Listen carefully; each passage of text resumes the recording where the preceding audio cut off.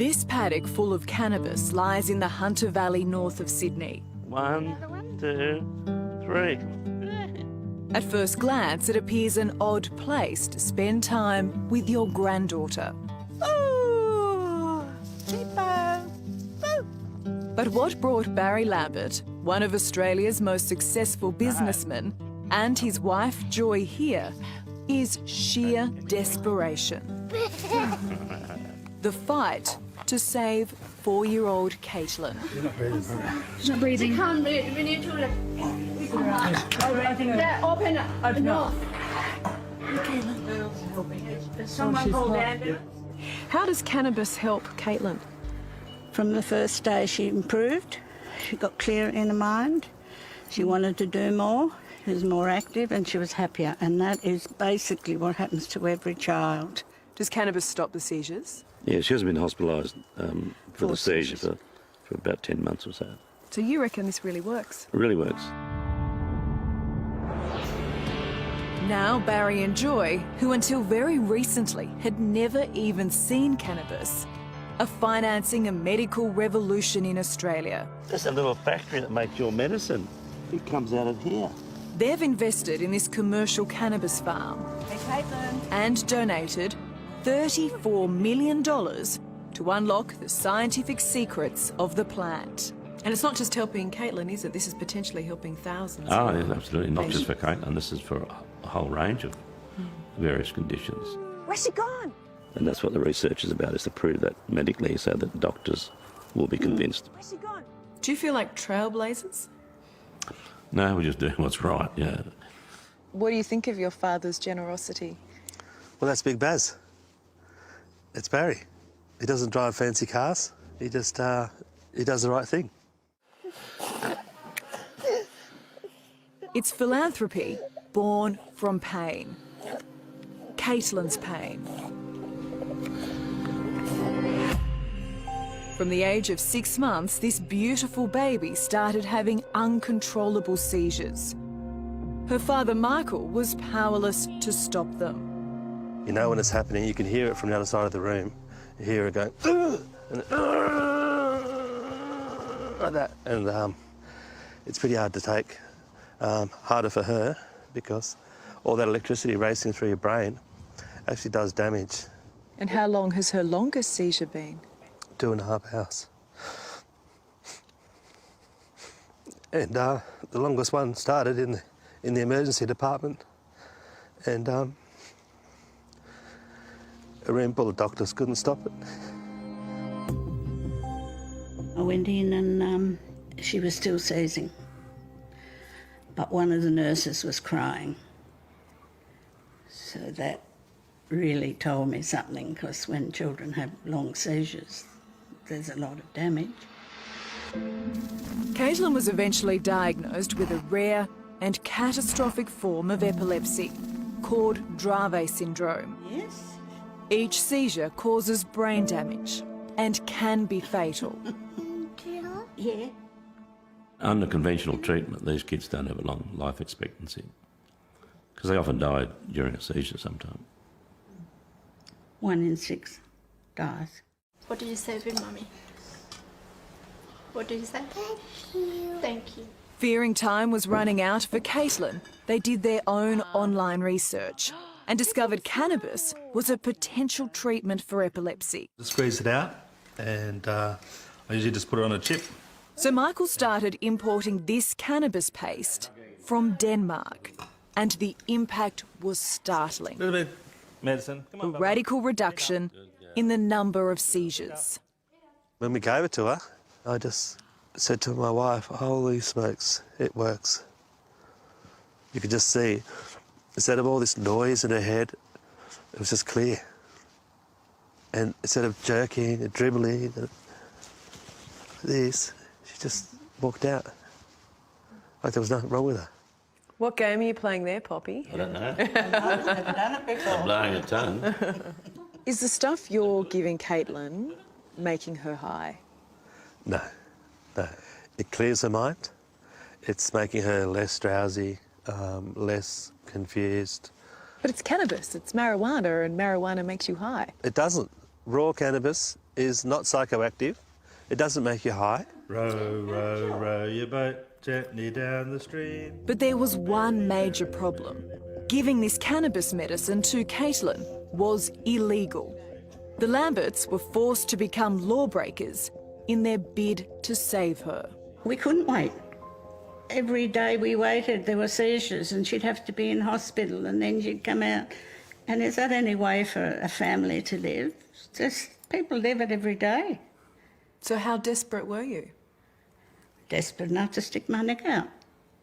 I thought at 67, which I was then, they can't do anything to me. What can they do to me? They could put me in jail, but that doesn't change me.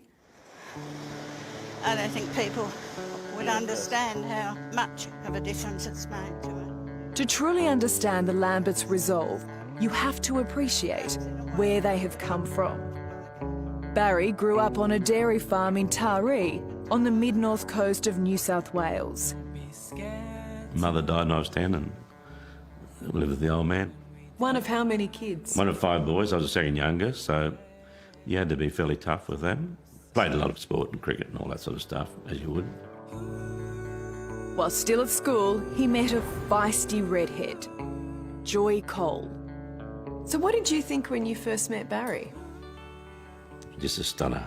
Oh, sorry, you go ask that question.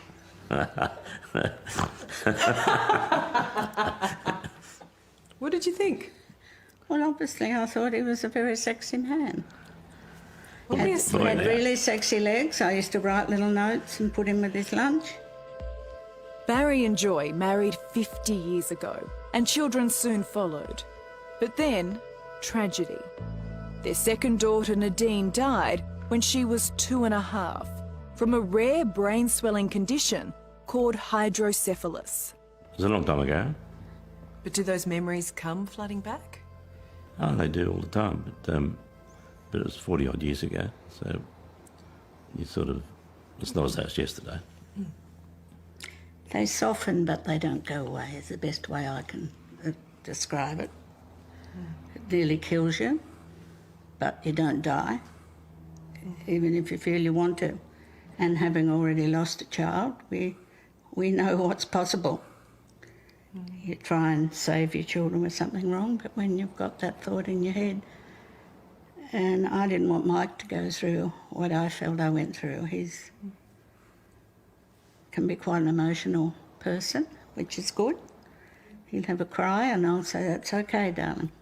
It's good to cry. We're going to have a go on the quad bike. Does that sound fun?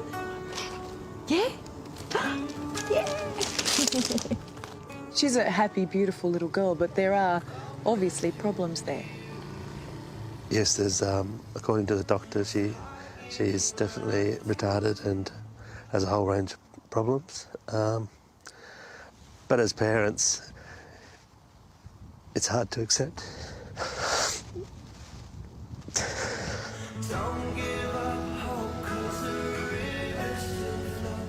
We can see the damage, but we also know that she's got a growing brain, she's got a hope, she's got a future, and if we can stop the seizures, we can give her that future, a future to grow a brain, and she'll never be the smartest kid in the class. But if she can walk and talk, she'll be doing well. Something positive had to come out of all this pain. And when Barry sold his business network, Count Financial, to the Commonwealth Bank, he became a very wealthy man. But then the Lamberts did something truly remarkable, donating $34 million to cannabis research here at Sydney University. It's one of the largest donations to medical science in Australia's history. You didn't think twice about donating $34 million to medical cannabis research? It was only 33.7, by the way. So. 33.7. Ah, there you go. So just to be accurate, yeah. It's a bit embarrassing, really, It's, the recognition it's got, I think. really? Yeah. no, it's you know, if you can afford it, why not? Like, you can't take it with you. People like Barry don't come along every day, do they?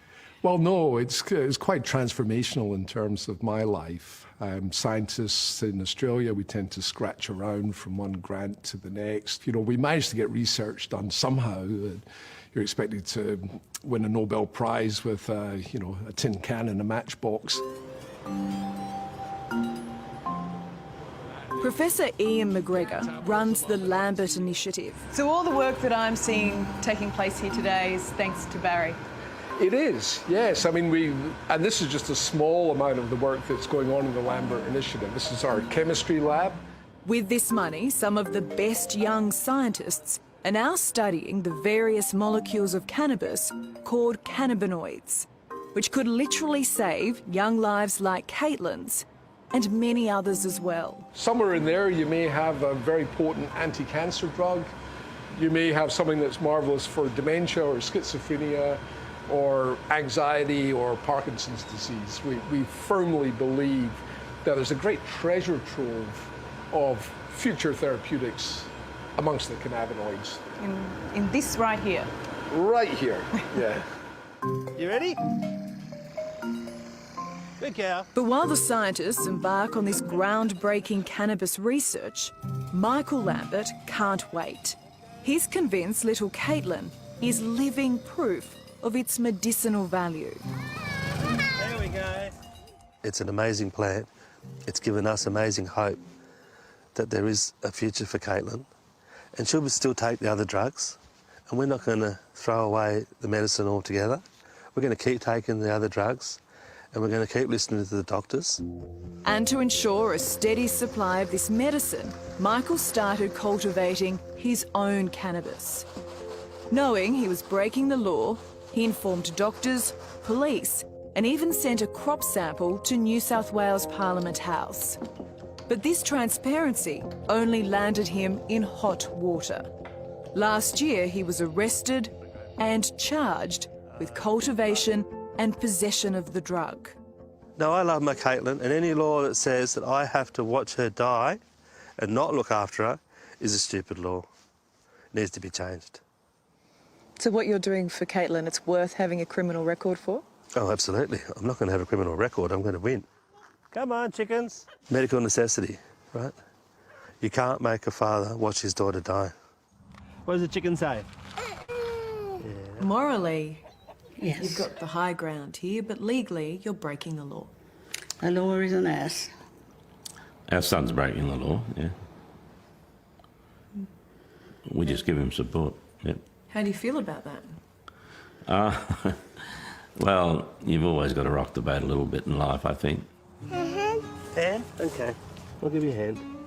These charges are still before the courts, but the Lambert family is confident of a legal victory and a medical one as well. It's so beautiful out here, isn't it? She doesn't know it yet, but little Caitlin may change the way Australia and the rest of the world looks at cannabis. What do you think Barry's legacy will be? I would like to think that at the end of this process, we'll have 2, maybe 3 new cannabinoid drugs on the market. I'd like to think that one of them will be for pediatric epilepsy. We'll call it Caitlin's drug. But I'd really like to have one for pain, and I'd really like to have one for dementia as well. It's all working for you, that plant, and everybody else.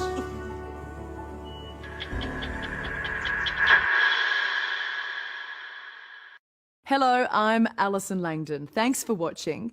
To keep up with the latest from 60 Minutes Australia, make sure you subscribe to our channel. You can also download the 9Now app for full episodes and other exclusive 60 Minutes content.